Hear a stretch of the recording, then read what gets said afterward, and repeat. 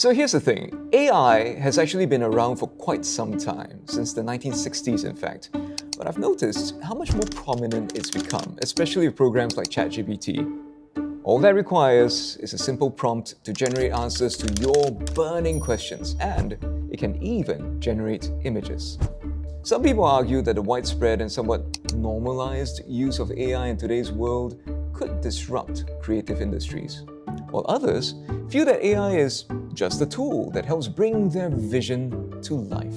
I mean, recently, social media was filled with AI-generated images of people imagining themselves as Studio Ghibli characters, even though the co-founder of the studio had previously expressed that he felt like the use of AI was an insult to life itself. I'm a voice artist. But the thing is, right now, there are AI tools that only require 7 seconds of my voice in order to replicate my voice for whatever people want me to say. That's pretty scary. And it's something that a lot of artists and creatives are worried about. So of course I wanted to delve deeper into this topic, and I came across an art therapist who made use of generative AI while working with dementia patients. I'd love to find out a lot more about his work, so let's go have a chat with him.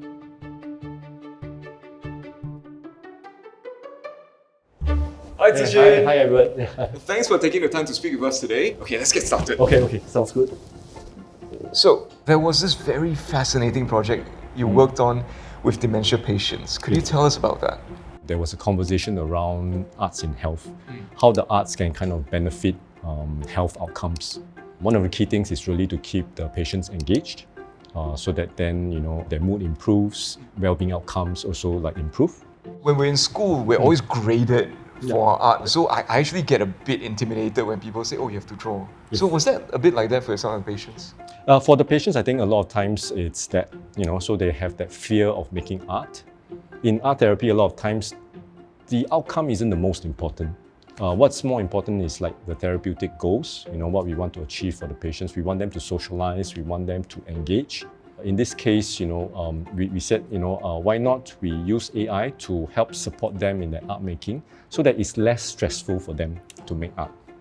With digital technology, it helps some of the patients who might otherwise, find it very difficult to make art, partly because of maybe physical limitations. Asking them to hold a marker and exert pressure on paper can even be a struggle. A lot of times when I present to patients that blank piece of paper, it's usually maybe A4 size. Sometimes I might push for A3 size, but A3 size is very daunting. The flashbacks of oh, I don't know what to fill this space up with. So then I went smaller. So I went to kind of this coaster size. Oh wow. I gave them prompts. So I think one of it was, what do you remember from your childhood that made you happy? It can be a simple drawing, stick figure, I'm fine with it. Then we used that and we fed it into the AI. One of the patients talked about how he loved swimming. Oh, wow. And he would always jump into the river, right? Oh, the river, not even the boat. Yeah, my goodness. This is kampong. I think he drew coconut trees, and then he drew the water, and then I think a little figure of him jumping into the water. Yeah, so then we used that image to generate a few iterations of it. And then I offered them, okay, uncle, so here are a few options, what do you think best represents that memory of you? What was his response to that when you generated the images for him? I think it really helped them to connect back to that memory, because a lot of them didn't have cameras back then, right? So they couldn't document all these memories. So we were actually using the AI to help them to relive some of these memories. And then a lot of times we also work with patients' families. So then the families were very grateful to be able to talk about these stories with the patients. And I think we generally saw improvements in mood. That's incredible. Yeah. This is a very positive use of generative AI. I'd like to hear your thoughts on some of the criticisms of generative AI with regards to its commercial use. What about in the cases where people feel that their art has been misused or taken from them? I tried to look through, articles, to kind of see maybe which companies were doing it more ethically. I don't want to infringe on artists whose works have been misappropriated or they haven't given approval for their artwork to be used.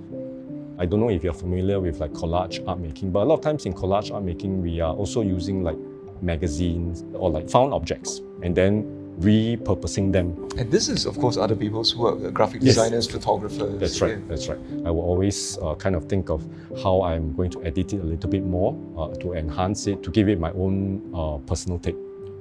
It's very heartening to me that you're using AI in a way that's really changing people's lives for the better. Thank you. Okay, thanks, Edward. So those were some really interesting perspectives from Sze-Chin. Now we're going to go talk to Dr. Wolfgang from LaSalle College of the Arts for his thoughts on generative AI. Professor, thank you so much for taking the time to speak with us today. Thank you very much for coming, please. Thank you.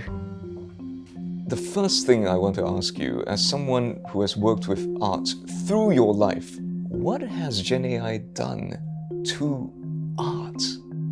It hasn't changed artistic practice, but it has changed the environment of artistic practice. They're still getting dirty, they're still getting sweaty, and they still have all of their anxieties on stage and all that. I'd like to sort of zoom in on one part of this. So any human being can, with the right prompts, within seconds, create an image. What do you think of this? The outcome of that is amazing. I believe I'm constantly surprised about that. I'm excited about that. To some degree, I'm a bit devastated about that. But it is not the painting that comes out of the engagement with materiality, with the canvas and the colors and the whole environment of a studio. These systems don't have any embodiment, they don't feel, they don't have desires, they don't feel hunger. That's still a human domain. Of course, we have the opportunity to don't use that, right? But if we don't do that, because the systems are coming anyway, there are two possibilities for us. Other people will shape it for us, or we shape it. I'm going for reshaping that. It is to a certain degree not entirely comparable, but related to a discussion that we had when photography came, right? Okay, that's the end of painting, or that is not art in the first place. So when film came and television came, and it was the end of theater, it was the end of whatever. It was always the end of that. But we started to coexist, right? The paintings are still existing, and photography is actually then challenged by digital systems, by Photoshop. I don't believe that it's the end of anything. I believe it will be one more form. And I'm not entirely sure whether art needs to be making your fingers dirty. It might still be art, right? So we should be very careful to exclude one of these kind of engagements with a technical system and saying that can't be art because it is based on whatever kind of technical process. There was recently, for 2 weeks, my social media was filled with people just wanting pictures of themselves looking like Hayao Miyazaki's characters. There was a lot of criticism of that. They felt that. Rightfully, yeah. Because he himself had very much been against digital replication. What's your take on this? It was in disrespect to Studio Ghibli and the founder of that, and he made it very clear, and rightfully made it clear. There was a lot of discussions coming out of that. That was very helpful, because all of a sudden we had a discourse about these kind of things. It's an embarrassment to human intelligence. I'm not entirely sure why everybody did it. We should not simply do that. I believe all the works that Studio Ghibli is doing now is valued much higher, because we see the difference between the soulless Ghibliization and the very, very soulful animations that are coming out from Studio Ghibli. There is a difference, and it is notable. Thank you, that's fascinating. Thank you for sharing your thoughts. Really appreciate it. Thank you for coming, and thank you for having me here in that interview. Thank you. Before we started this episode, I was quite negative about Gen AI. But after speaking to Sze-Chin and to Dr. Wolfgang, here's the thing. The tide is rising, and we all have choices. And I think the critical thing here is that we make sure we use AI responsibly. And that's going to make the difference for everyone.